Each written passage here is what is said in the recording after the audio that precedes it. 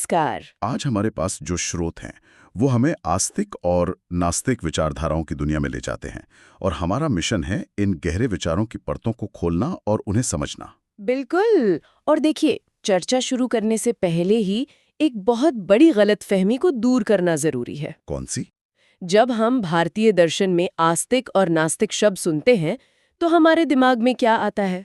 यही कि आस्तिक मतलब जो ईश्वर को मानता है और नास्तिक जो नहीं मानता, थीस्ट और एथियस्ट। हाँ, और यही सबसे बड़ी गलतफहमी है। भारतीय दर्शन में ये विभाजन ईश्वर को लेकर है ही नहीं। क्या? ये तो पूरा गेम ही बदल देता है। तो फिर असली बंटवारा किस बात को लेकर है? असली बंटवारा है वेदों की सत्ता, उनकी अथॉरिटी को लेकर। अच्छा। एक सूत्र है, नास्ति वेदो प्रमाणम यस्य सह नास्तिकः। मतलब जो वेदों को परम और अंतिम प्रमाण नहीं मानता वो है नास्तिक। और आस्तिक? अस्ति वेदो प्रमाणम यस्य सह आस्तिकः। जो वेदों को परम प्रमाण मानता है वो आस्तिक है। पूरा का पूरा झगड़ा एक किताब की अथॉरिटी का है, भगवान का नहीं। ये तो कमाल की बात है। इसका मतलब तो ये हुआ कि कोई दर्शन ईश्वर को न मानते हुए भी आस्तिक हो सकता है। एग्जैक्टली, हो सकता है और है भी। जैसे? सांख्य और मीमांसा जैसे दर्शन ईश्वर पर ज्यादा जोर नहीं देते, लेकिन वेदों को मानते हैं, इसलिए वो आस्तिक हैं। वाह! तो चलिए इसी आधार पर अपनी चर्चा को आगे बढ़ाते हैं। पहले उन चैलेंजर से शुरू करते हैं जिन्होंने वेदों को चुनौती दी, मतलब 3 प्रमुख नास्तिक दर्शन। चार्वाक, बौद्ध और जैन। तो शुरुआत करते हैं सबसे क्रांतिकारी, सबसे विद्रोही दर्शन से, चार्वाक। इसे लोकायत भी कहा जाता है ना? हाँ, लोकायत यानी जो आम लोगों में फैला हुआ हो। इनकी विचारधारा क्या थी? एकदम सीधी और दो टूक। उनका मूल मंत्र है प्रत्यक्षमेव प्रमाणम। मतलब प्रमाण सिर्फ वही है जिसे आप अपनी इंद्रियों से अनुभव कर सकें। जो चीज आप देख, सुन, सूंघ, चख या छू नहीं सकते, उसका कोई अस्तित्व नहीं है। बिल्कुल। अगर सिर्फ प्रत्यक्ष ही प्रमाण है, तब तो उन्होंने आत्मा, ईश्वर, स्वर्ग, नरक, इन सब चीजों को सिरे से खारिज कर दिया होगा। सब कुछ। और सिर्फ यही नहीं, उन्होंने तो 5 महाभूतों में से एक को ही नहीं माना। अच्छा? किसको? आकाश को। भारतीय परंपरा में पृथ्वी, जल, अग्नि, वायु और आकाश, ये 5 तत्व हैं। हाँ। पर चार्वाकों ने कहा कि आकाश को सीधे तौर पे इंद्रियों से अनुभव नहीं किया जा सकता, इसलिए वो कोई तत्व है ही नहीं। उनके लिए ये दुनिया सिर्फ 4 तत्वों का खेल है। ठीक है, मान लिया दुनिया 4 तत्वों से बनी है, आत्मा जैसी कोई चीज नहीं है। तो फिर ये चेतना, ये कॉन्शियसनेस कहाँ से आती है? हम सोचते हैं, महसूस करते हैं, ये कैसे होता है? ये चार्वाक दर्शन का सबसे दिलचस्प तर्क है। उन्होंने कहा कि चेतना कोई अलग से आने वाली चीज नहीं है। तो फिर वो शरीर का ही एक गुण है। ये इन 4 तत्वों के एक खास अनुपात में मिलने से अपने आप पैदा हो जाती है। मतलब एक इमर्जेंट प्रॉपर्टी। बिल्कुल सही शब्द, इमर्जेंट प्रॉपर्टी। जैसे पान के पत्ते, सुपारी और कत्था, इनको अलग अलग चबाओ तो कुछ नहीं होता, लेकिन जब एक साथ चबाते हैं तो मुंह में एक लाल रंग पैदा हो जाता। था, बेहतरीन उदाहरण है। वो लाल रंग किसी एक चीज में नहीं था, वो सबके मिलने से इमर्ज हुआ। बिल्कुल यही तर्क था उनका। उन्होंने कहा कि जैसे गुड़, महुआ जैसी चीजों को मिलाने से उनमें नशा पैदा करने की शक्ति आ जाती है जो पहले नहीं थी, ठीक वैसे ही शरीर में चेतना पैदा हो जाती है।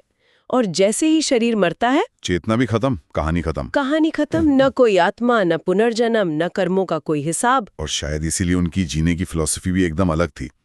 उनका एक मशहूर सूत्र है, यावत जीवेत सुखम जीवेत, ऋणम कृत्वा घृतम पिबीत। जब तक जियो सुख से जियो, भले ही उधार लेकर घी पीना पड़े, पर पियो। ये तो आज की YOLO, we only live once वाली फिलॉसफी लग रही है। आप कह सकते हैं। उनका मानना था कि जीवन के परम लक्ष्य, जिन्हें पुरुषार्थ कहते हैं, वो धर्म और मोक्ष नहीं है। तो क्या है? सिर्फ 2, अर्थ यानी धन कमाना और काम यानी इंद्रियों के सुख भोगना। उनके लिए तो मृत्यु ही मोक्ष है। मृत्यु ही मोक्ष? हाँ, क्योंकि उसी से सारे दुखों का अंत हो जाता है। जाहिर है, अगर ऐसी सोच है तो वो वैदिक कर्मकांडों और यज्ञों के भी सख्त खिलाफ होंगे। वो सिर्फ खिलाफ नहीं थे, वो उनका मजाक उड़ाते थे। उनके तर्क बहुत तीखे थे। जैसे? वो कहते थे कि अगर यज्ञ में बलि दिया गया पशु सीधे स्वर्ग जाता है, तो यज्ञ कराने वाला पंडित अपने बूढ़े पिता की बलि क्यों नहीं दे देता, ताकि वो जल्दी से स्वर्ग पहुंच जाए। हाँ, या अगर श्राद्ध करने से मरे हुए लोगों का पेट भर सकता है, तो फिर परदेश गए यात्री के लिए घर पर खाना परोसने से उसका पेट क्यों नहीं भर जाता। ये तर्क तो बड़े तीखे हैं। उनका मानना था कि ये सब कुछ धूर्त ब्राह्मणों ने अपनी रोजी रोटी चलाने के लिए बनाए गए ढकोसले हैं। तो ये थे चार्वाक, शुद्ध भौतिकवादी।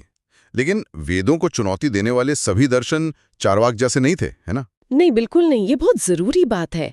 चार्वाक जहां सुख भोगने पर जोर देता है, वहीं बौद्ध और जैन दर्शन का केंद्रीय उद्देश्य है दुख से मुक्ति पाना। अच्छा। दोनों मानते हैं कि संसार दुखों से भरा है और उनका निवारण संभव है, पर उनका तरीका वेदों से अलग है। चलिए पहले बौद्ध दर्शन की बात करते हैं। स्रोतों के मुताबिक इसका मूल सिद्धांत है प्रतीत्य समुत्पाद। ये सुनने में थोड़ा भारी शब्द है, इसका मतलब क्या है? इसका मतलब है सापेक्ष कारणता का सिद्धांत, डिपेंडेंट ओरिजिनेशन। थोड़ा और आसान शब्दों में? सरल शब्दों में, दुनिया में कोई भी चीज अपने आप में स्वतंत्र नहीं है। हर घटना या वस्तु किसी न किसी कारण पर निर्भर होकर ही पैदा होती है। कॉज एंड इफेक्ट की चेन जैसा? बिल्कुल। एक बीज से पौधा बनता है, पौधे से पेड़, पेड़ से फल, फल से फिर बीज। ये एक चेन है। इससे दो बातें निकलती हैं। एक कि कुछ भी स्थायी या शाश्वत नहीं है, क्योंकि सब बदल रहा है। और दूसरी ये कि कुछ भी पूरी तरह नष्ट भी नहीं होता, क्योंकि हर चीज अपने पीछे एक प्रभाव छोड़ जाती है।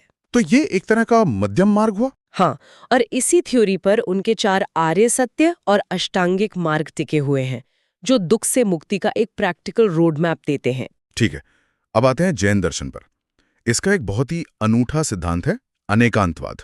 हाँ, और बहुत प्रभावशाली भी। इसका क्या मतलब है? इसका मतलब है कि सत्य के अनेक पहलू होते हैं और कोई भी एक दृष्टिकोण पूरे सत्य को नहीं बता सकता। कोई उदाहरण? वो अंधे लोगों और हाथी वाली कहानी तो सुनी होगी। हाँ, सुनी है, जिसमें कुछ अंधे लोग एक हाथी को छूकर बताते हैं कि वो कैसा है। सही। जो हाथी की सूंड को छूता है, वो कहता है हाथी एक मोटे सांप जैसा है। जो पैर को छूता है, वो कहता है वो एक खंभे जैसा है। जो कान को छूता है, वो उसे सूप जैसा बताता है। बिल्कुल। वे सब अपनी अपनी जगह सही हैं, लेकिन उनका सच अधूरा है। अनेकांतवाद कहता है कि परम सत्य भी ऐसा ही है, बहुआयामी। तो किसी को ये नहीं कहना चाहिए कि सिर्फ मेरा ही सच सही है, बल्कि ये कहना चाहिए कि मेरे दृष्टिकोण से शायद सत्य ऐसा है। इसे स्यादवाद भी कहते हैं। ये तो सिर्फ एक फिलॉसफी नहीं, बल्कि टॉलरेंस और बौद्धिक विनम्रता सिखाने का एक तरीका भी है। सही बात है। और इनका लक्ष्य है त्रिरत्न और पंच महाव्रतों का पालन करके जीव यानी आत्मा को पुद्गल यानी पदार्थ के बंधन से मुक्त करना। तो हमने वेदों को चैलेंज करने वाले 3 बड़े विचार देखे। अब आते हैं उन पर जिन्होंने वेदों को ही अपना आधार माना। षड्दर्शन यानी वो 6 आस्तिक स्कूल। और इन्हें अक्सर 3 जोड़ियों में समझा जाता है, क्योंकि हर जोड़ी एक दूसरे की पूरक है। पहली जोड़ी कौन सी है? ये तो लॉजिक वाला है ना? हाँ, पर सिर्फ लॉजिक नहीं, ये ज्ञान मीमांसा है। मतलब ये इस बात पर फोकस करता है कि हम सही और भरोसेमंद ज्ञान कैसे प्राप्त करते हैं। कैसे? इसके लिए उन्होंने ज्ञान के 4 प्रमाण बताए, 4 वैलिड सोर्सेज ऑफ नॉलेज।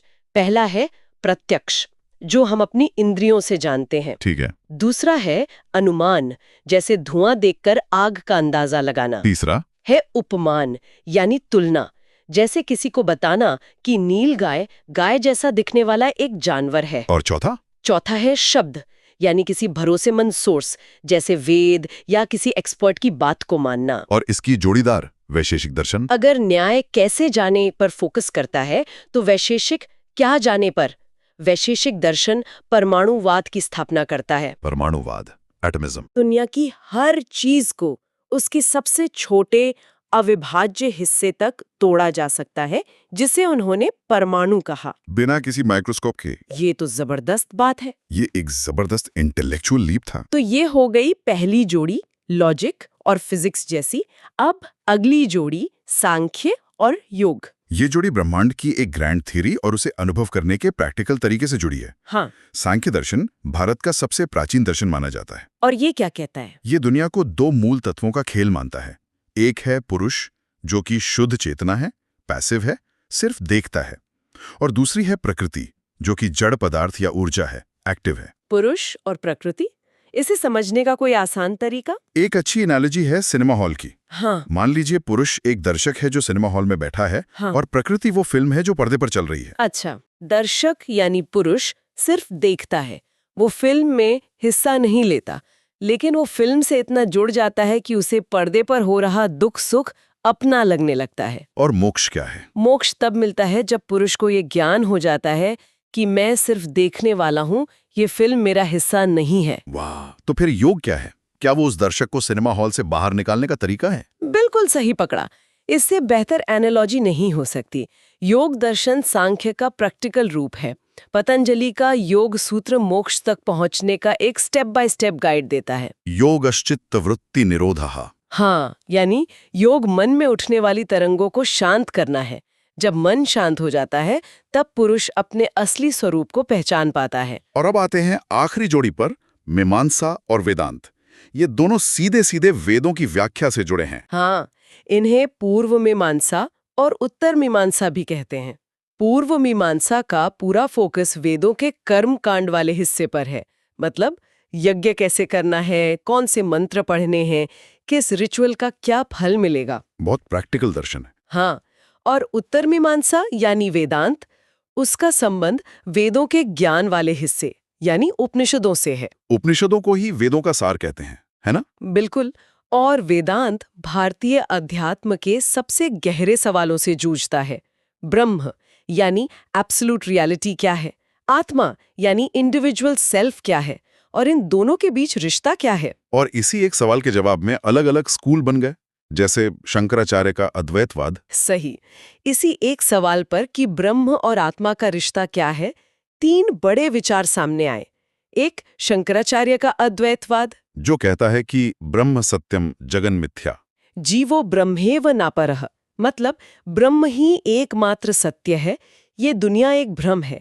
और जीव यानी आत्मा ब्रह्म ही है, उससे अलग नहीं, जैसे लहर और समुद्र। लहर देखने में अलग लगती है, पर है तो समुद्र ही।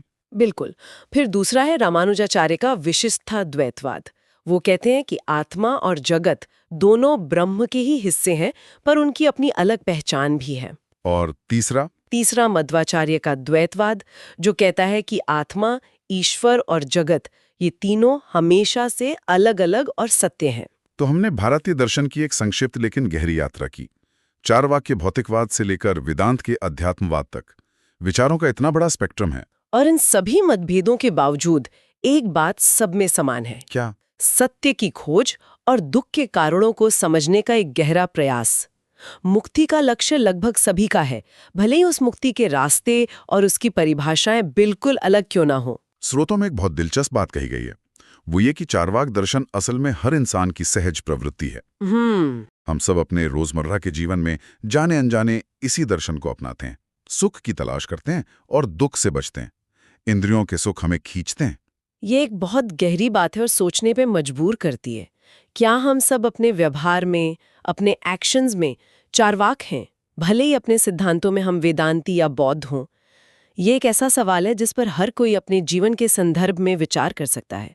हमारे रोज के फैसलों को कौन सी फिलॉसफी चलाती है, वो जिसे हम मानते हैं या वो जो हमारी सहज प्रवृत्ति है?